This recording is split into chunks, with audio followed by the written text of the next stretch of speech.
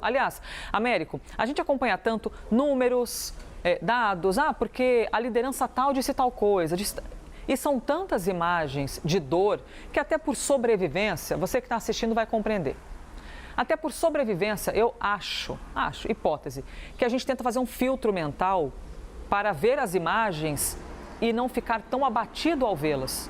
Porque é aos montes, é todo dia, é a repetição da dor. Então a gente sempre faz o exercício para voltar para a estaca da humanização, né, Américo? Porque por sobrevivência a gente cria um filtro, mas não dá para esquecer o que essas pessoas estão vivendo. Imagina viver amontoado numa barraca. Olha essa imagem, uma menina carregando, puxa vida, uma menina carregando, deve ser um irmão, um primo, um parente, carregando no colo. Então, Américo, você esteve nesses locais, né? Eu imagino a sensação de ver esses seres humanos. Pois é, Elisa, quando eu conversei com você ontem e a gente rapidamente falou sobre isso, eu estava muito preocupado justamente com isso. Nós falamos das decisões políticas do gabinete de Israel, falamos das decisões dos líderes do Hamas que são responsáveis pelo início dessa guerra, mas o grande ponto, o que vai ser marcado de fato com esse cessar-fogo é um alívio no sofrimento humano. E isso dos dois lados. Como você disse, eu tive em Israel 2 vezes nesse processo de guerra, acompanhando e trazendo aqui para a audiência da CNN Brasil os fatos e também o sofrimento dessas pessoas. Então, por exemplo, eu estive nos kibbutzim que foram invadidos pelo Hamas no dia 7 de outubro, 8 de outubro, quando aconteceram aquelas atrocidades contra civis e militares israelenses. Mais de 1.200 pessoas foram mortas ali. Eu vi muita destruição.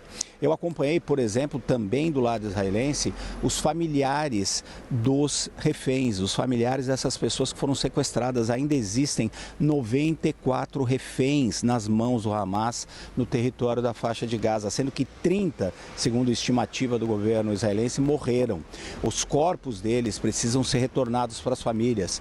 As famílias começam a sentir um alívio com esse cessar-fogo pela libertação dos seus entes queridos. Nós temos avós, nós temos crianças, temos mulheres que estão nas mãos do Hamas. Do outro lado, Elisa, eu também estive ali na fronteira entre a faixa de Gaza e Israel e acompanhei por vários dias os aviões israelenses sobrevoando aquela área. Você ouve o barulho dos aviões, depois imediatamente você já sabe o que vai acontecer. Explosões. E você acompanha as explosões. A gente não pôde entrar, a imprensa internacional até agora não pôde entrar na faixa de Gaza.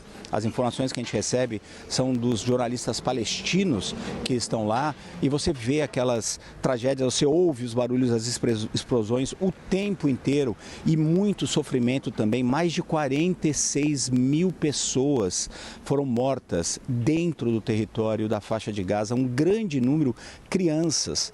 Só desde o momento em que o cessar-fogo foi anunciado até agora, pelo menos 23 crianças foram mortas nessa crise. Então, o principal, Elisa, no final das contas, com esse cessar-fogo, é um alívio no sofrimento dessas pessoas dos dois lados.